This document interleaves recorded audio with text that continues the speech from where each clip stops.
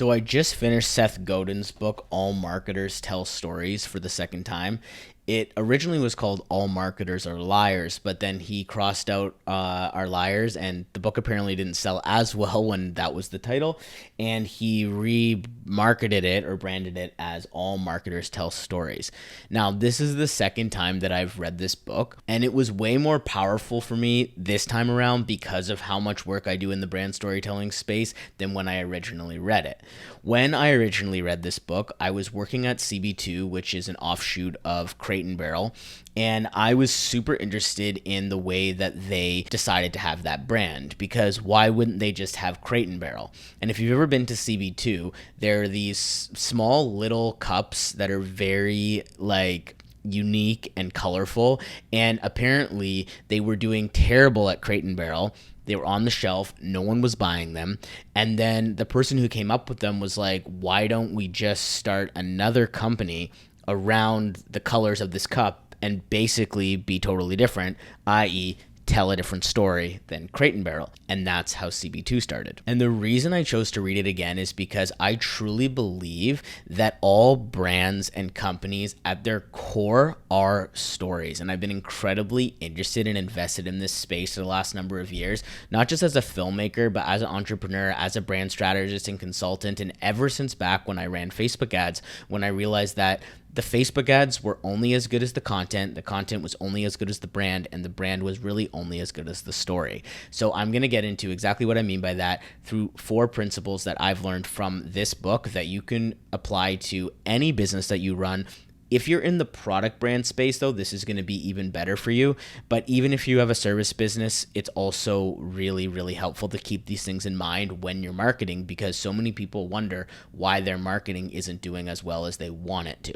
So principle number 1, all marketers are liars. Well, all marketers tell stories. What I mean by this is that all marketing is really just storytelling. And a story is a series of events told in a specific way that usually take a character or some abstract concept and take it through some form of transformation. Traditional marketing says marketing is about selling products. Seth Godin in this book, and generally storified marketing altogether, suggests that marketing is about selling ideas. So principle number 2. Ideas spread faster than facts. Ideas aren't always based on facts. Actually, they're more based on opinions. Ideas spread because people who believe in a certain idea tell it to somebody else who's likely to also believe in that idea, despite the fact that the facts may not always line up. And Seth Godin believes, and really so do I, that all businesses and companies are really just a set of ideas, sold and told in a very specific way. So to really have your marketing be effective, you need to understand what ideas you're selling. Like, what do you actually believe in, and what concepts are you trying to get across, more than just the products themselves? Which leads me to point number 3. You can't change someone's opinion. To me, this is one of the biggest principles of marketing, and especially in this book that I've taken now in the second time that I've read it. And it's truly, truly fascinating. Now, I personally believe that you 100% can change someone's ideas and opinions. You know, I have changed my own opinions and ideas. I really don't like when people say people don't change, because I do truly believe that people change. I've changed. I've seen other people change. However, when it comes to marketing, it's super, super important that you don't try and change someone's opinion. The best and easiest marketing hits opinions that already exist. Seth Godin calls this a worldview. Now, the worldview is this idea that everyone has certain opinions and ideas. Everyone has a worldview on pretty much everything. I go to Starbucks because personally I have a worldview that I'm okay to pay more for a cup of coffee if I have a good experience and it tastes good.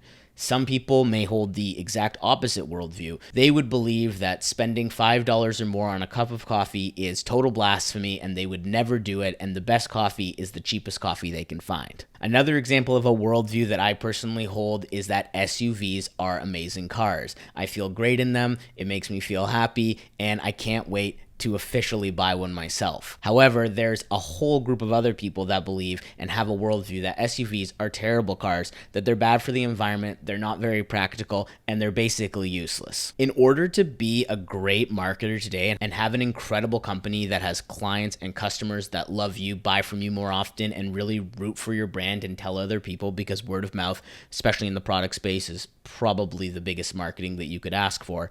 It's super important that you understand what worldview you're trying to sell and who you're trying to sell it to. Each one of your clients or customers is going to come to the table with these opinions and ideas. It's your job as the business to match up those opinions and ideas with what you're selling, and do that through story-driven design, photography, videos, copywriting. And there's so many types of businesses that people can buy from. They're going to buy from ones that feel as though the company's beliefs and values line up with the beliefs and values of them. I'll give you an example that everyone will understand, and that would be of Nike. They have a worldview that says exercise is great, that you should feel and look good when you're exercising, and that it's really important to go out there and do your thing and live your truth and achieve your goals. Hence why the Just Do It tagline is probably one of the most famous taglines ever created. The only people who are going to buy Nike are the people who also believe that, and they spend hundreds and millions, if not probably billions of dollars, marketing this message through videos, copy, websites. Any way that they could get that opinion across,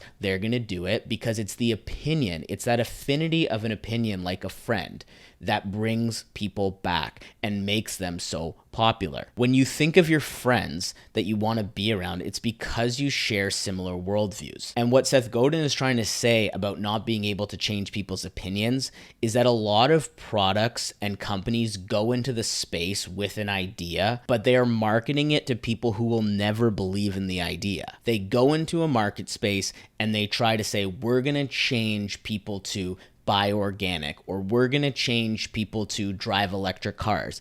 That doesn't work. The reason that Tesla is now so popular is because they market the worldview that electric is better. They're not trying to change anyone's opinion that an electric car is the way to go, or that saving the planet is the way to go. They started with people who already had that opinion. And then as those people tell other people, that opinion spreads. And as more people have that opinion, they will sell more cars. And lastly, and I think this is one of the most important principles to take from this book, if you outright lie, you will get caught. Storified marketing isn't necessarily lying, even if you're not telling the full truth, but it is very important that you believe the lie. That you believe what you're selling so much that you would literally, with a gun to your head, still believe in it, even if some of the facts might not be totally true.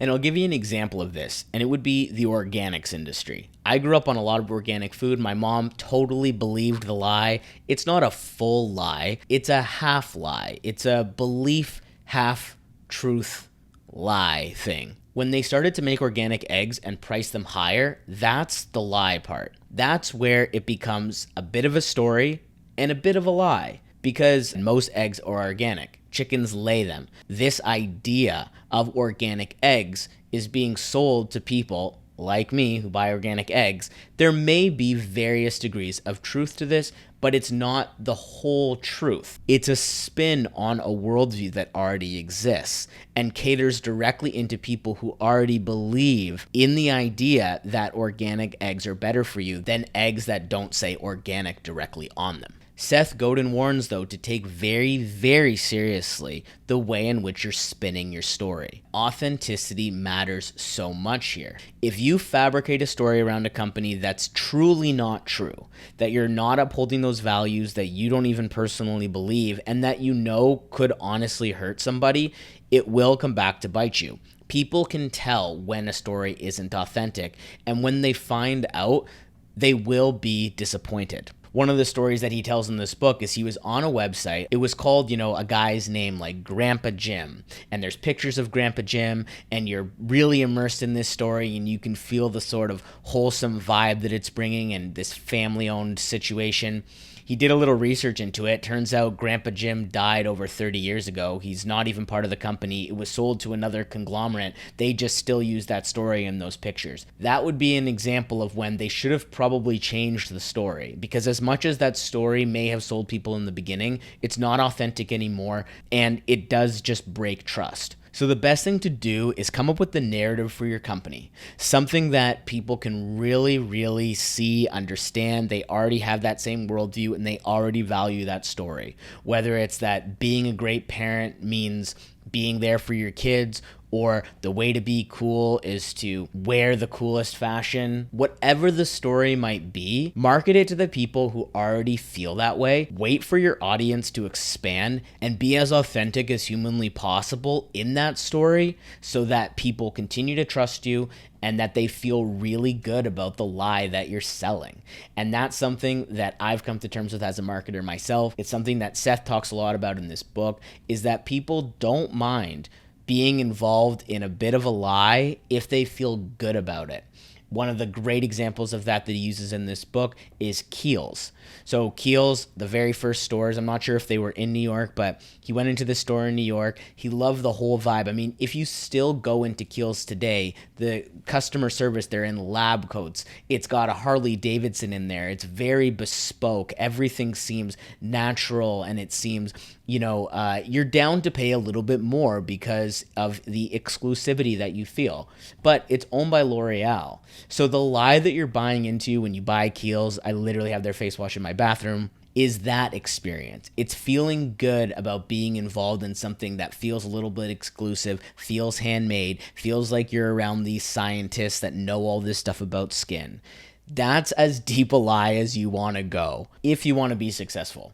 Hope this video has helped out. This is the book. Check it out. Seth Godin, All Marketers Tell Stories. And see you in another one.